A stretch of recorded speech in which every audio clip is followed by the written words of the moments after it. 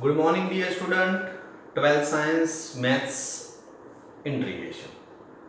Last video में बेटा हमने एमसीक्यूज जो कंटिन्यू किए थे इंटीग्रेशन चैप्टर के, वही आगे थोड़ा कंटिन्यू करते हैं। कुछ नई मेथड, नया चेंजेस, वो सब आपको मैं सिखाता हूँ। देन आफ्टर नेक्स्ट वीडियो में शायद नेक्स्ट चैप्टर पे जाएंगे। ऑलमोस्ट जो चीज़ समझानी थी, आपको सिखानी थी, वो खत्म हो जाएगी। तो आज एक एमसीक्यू ले रहे हैं, हम स्टार्ट कर रहे हैं। तो दिया हुआ i is equal to integration 10⁴ i is equal to integration 10⁴ x into dx। चलो 10⁴, तो सीधी बात है, जाहिर सी बात है, 10⁴ का डायरेक्ट इंटीग्रेशन तो आप भी जानते हो कि नहीं होगा, तो कुछ ना कुछ उसका जुगाड़ करना पड़ेगा। तो 10⁴ का इंटीग्रेशन करना है तो मैं ऐसा काम करता हूँ, इसको दो हिस्सों में बांटता हूँ ऐसे। 10⁴ है तो 10² x into 10² x into dx। चलो एक 10² x है, उसको ऐसे के ऐसे रखो। दूसरा 10² है, उसको ऐसा लिख सकते हैं sec² x minus 1 into dx। sec² x minus 10² is equal to 1, तो 10² सामने जाएगा, 1 इधर है। ब्रैकेट तोड़ दो इसका इसके साथ, that means 10² x into sec² x, और 10² x का 1 के साथ, तो माइनस 10² x इंटू dx। पहले का भी इंटीग्रेशन होगा, दूसरे का भी इंटीग्रेशन होगा। तो पहले का ये हो जाएगा 10² x into sec² x into dx minus integration 10² x into dx। Clear? चलो आगे की बात करें, 10² x into sec² x into dx और माइनस इंटीग्रेशन में 10² x। तो अभी देखो इसमें 10x का डेरिवेशन क्या, sec²। फंक्शन के बाजू में डेरिवेशन पड़ा है एज पर दी रूल्स। एक रूल्स है, फंक्शन के बाजू में डेरिवेशन हो तो पावर एक बढ़ेगी, बढ़ी हुई पावर नीचे।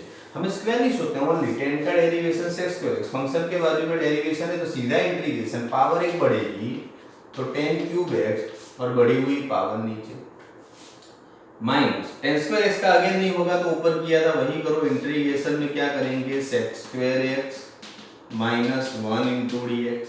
चलो इसका तो हो गया है, क्या हुआ है, 10³ x डिवाइड बाई 3।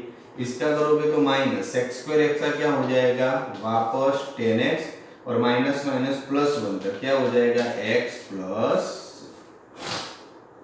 क्लियर? चलो तो ये हो गया हमारा एक्सप्लेन। तो कभी ज्यादा बड़ी पावर आए और कुछ चेंजेस वाला हो तो इस तरह से हम इसको इजीली सॉल्व कर सकते हैं। वो भी एक 1 मार्क्स के एमसीक्यू के अंदर ही ज्यादातर आने की कोशिश है उसकी। चलो दूसरा एक चेंजेस है हमारे पास, ओके, वही ट्रिगोनोमेट्रिक फॉर्म में ही है।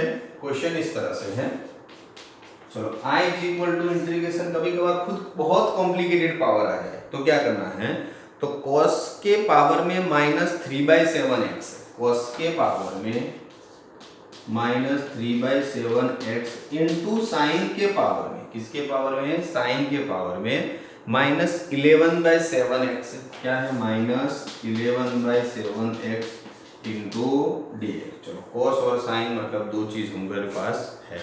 चलो एक्सप्लेन करना स्टार्ट करें। तो देन आफ्टर मतलब कि क्या करेंगे, सबसे पहले दोनों माइनस पावर है उसका इंटीग्रेशन करना है। जस्ट बात इतनी ही नॉर्मल, उतने ज्यादा कोई कंफ्यूजन है नहीं।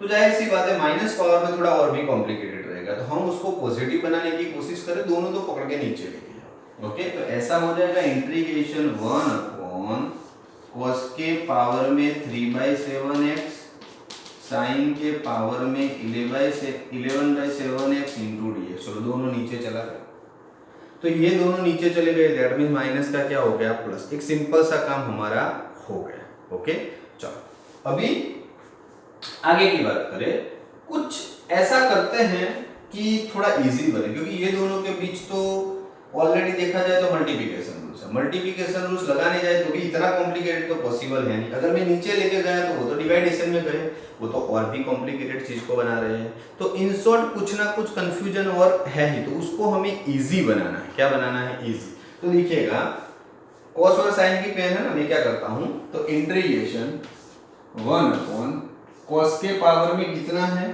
3/7x, उसको किससे डिवाइड करो, साइन 3/7x है, डिवाइड किया तो मल्टीप्लाई करना पड़ेगा, sine 3/7x into sine 11/7x into dx।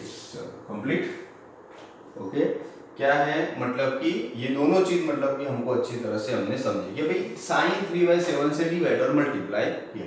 अब cos अपॉन साइन क्या हो जाएगा, cot, तो करिएगा 1 अपॉन cot 3/7x, और ये दोनों साइन सेम है, बेस सेम है, तो पावर का सम 3/7 प्लस 11/7 करोगे तो 11 प्लस 3 14, 14/7 मतलब 2, तो डायरेक्टली आंसर आ गया sine square x into dx। बोलो अब रेडी।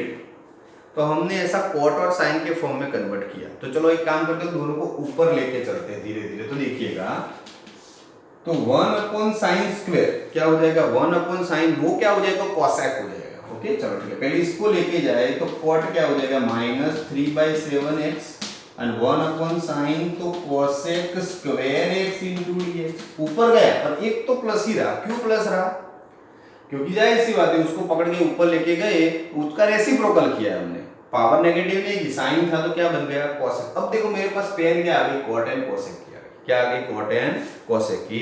तो सिंपल सी बात है, हमारे पास इक्वेशन है, या तो हमारे पास मतलब कि इंटीग्रेशन का रूल्स है। जैसे यहाँ पे था कि टेन का डेरिवेशन क्या सेक स्क्वायर एक्स, उसी तरह कॉट का क्या माइनस कॉसेक स्क्वायर एक्स, क्या है कॉट का माइनस कॉसेक। तो फंक्शन का डेरिवेशन तो बाजू में पड़ा है, और जाहिर सी बात है डेरिवेशन बाजू में पड़ा है तो पावर एक बढ़ेगी, बढ़ी हुई पावर नीचे। पर प्रॉब्लम ये है कि इधर माइनस चाहिए, तो बाहर भी माइनस से मल्टीप्लाई, अंदर भी माइनस से मल्टीप्लाई हो गया। अब इसकी पावर एक बढ़ेगी, बढ़ी हुई पावर नीचे, तो कॉट माइनस नहीं आता है तो पावर में भी ऐसे रखो, और माइनस 3/7 जिस तरह से लिखने के बाद आपको थोड़ा एलसीएम लेके पता चल जाए। चलो 7 एलसीएम लोगे तो -3 + 7 तो कितना होगा 4, तो हो जाएगा 4/7x। तो सेम उसी तरह नीचे भी 4/7x, नीचे वाला ऊपर लाना है तो -7/4 ऐसा लिखो तो भी चलेगा, cot x 4/7। जब हो गया इंटीग्रेशन तो +c लिखना नहीं भूलना है। ओके चलो, तो जब ऐसे कॉम्प्लिकेटेड पावर आए बेटा तो उसको ज़्यादा से ज़्यादा शॉर्टकट हिंट मेरी तरफ से बोला जाए तो हम ऐसा ही प्रायोरिटी देंगे कि भाई टेन और सेक फंक्शन के बाजू में डेरिवेशन, फंक्शन के ऊपर डेरिवेशन। ओके, फंक्शन के ऊपर डेरिवेशन हो तो लॉग मॉड फंक्शन इक्वेशन है, फंक्शन के बाजू में डेरिवेशन है तो पावर एक बढ़ेगी, बढ़ी हुई पावर नीचे। ऐसे कुछ पैर में बनाने के लिए हम उसको कन्वर्जन कर सकते हैं, या उसको इस तरह से ला देंगे तो हमारा आंसर मतलब कि थोड़ा बहुत क्या हो जाएगा, ईजी हो जाएगा। क्या हो जाएगा, ईजी। चलो आगे एक और एमसीक्यू पकड़ते हैं जो चेंजेस दे रहा है हमको उसी टाइप का। यस चलो, हल्का सा इजी है। ओके चलो, तो दिया हुआ है इंटीग्रेशन x + 2, क्या है इंटीग्रेशन, ऊपर दिया हुआ है x + 2, बहुत ही सिंपल है, और नीचे दिया हुआ है x² + 4x - 7, x² + 4x - 7 into dx। तो x² + 2 x² + 4x - 7 into dx, और ब्लैंक दिया हुआ है। चलो करेंगे क्या, ओके तो वही 2-3 मेथड है। एक तो बहुत लंबी चौड़ी है कि भाई एक्सप्लेन करो, और ऊपर ax जो टेक्स्ट बुक में हमने किए थे, a नीचे का डेरिवेशन प्लस b फिर कंपैरिजन एसेट्रा एसेट्रा ऐसे करते थे। पर एमसीक्यू में इतनी बड़ी मेथड नहीं आती, तो कुछ ना कुछ जुगाड़ होगा। तो सबसे इजी वे है कि फंक्शन का डेरिवेशन अगर ऊपर पड़ा हो तो काम हो जाए, या तो डिनोमिनेटर के कुछ कंपोनेंट बन जाए, ऊपर वाला कैंसिल हो जाए और इजी बन जाए। पर कंपोनेंट तो नहीं बनेंगे क्योंकि 7 है, 7 का ऐसे क्या कंपोनेंट बना एक 4 आए, तो पॉसिबल नहीं है। तो फंक्शन का डेरिवेशन अगर करो तो x² का 2x, तो x है 2 की कमी है, 4x का 4 तो 2 है 2 की kami है। तो इन शॉर्ट ऐसा बोल रहे हैं कि 2 से डिवाइडेड 2 से मल्टीप्लाई करोगे तो 2x + 4 होगा, और नीचे क्या है x² + 4x - 7 इंटू dx। अब देखो फंक्शन के ऊपर डेरिवेशन है, -7 का तो 0 हो जाएगा। फंक्शन के ऊपर डेरिवेशन तो सीधा लिख सकते हैं 1/2 log mod फंक्शन, तो x² + 4x - 7 + 6, ये फंक्शन के ऊपर डेरिवेशन वाली बात हो। क्लियर, ओके, तो लॉग मॉड फंक्शन और वही हमारा लॉग मॉड फंक्शन का आंसर आ गया। तो क्लियर और इजीली आपको समझ में आ जाए। क्लियर, ओके, बस इतना ही करना है, ज़्यादा कुछ इसमें कॉम्प्लिकेशन है नहीं। 2 से डिवाइड, 2 से मल्टी। पर कभी कभार इस तरह का फॉर्मेट करने के बाद भी आंसर प्रॉपरली सेट ना हो, एमसीक्यू में ऐसा बनता है। क्यों बनता है? क्योंकि लॉग में आगे होता है, पावर में होता है वो आगे आता है, तो आगे होता है वापस पावर में भी जाता है। तो हम ऐसा लिख सकते हैं, मॉड के अंदर करो तो भी चलेगा, x² + 4x - 7 ये पावर में चला गया प्लस c। अब 1/2 पावर है तो इसको और अच्छे से लिखना है तो अंडर रूट में लिख सकते हैं। x² हमारे एमसीक्यू में ही ऐसा आंसर है, और ऐसा कभी कभार होता है, कभी कभार यही सही होता है और कभी कभार यहाँ तक एक्सप्लेनेशन दिया होता है तो करना पड़ता है। ओके, मेरे हिसाब से काफ़ी सारी और ऑलमोस्ट सभी मेथड जो हिंट के तौर पे आपको सीखनी थी मैंने सिखाई है।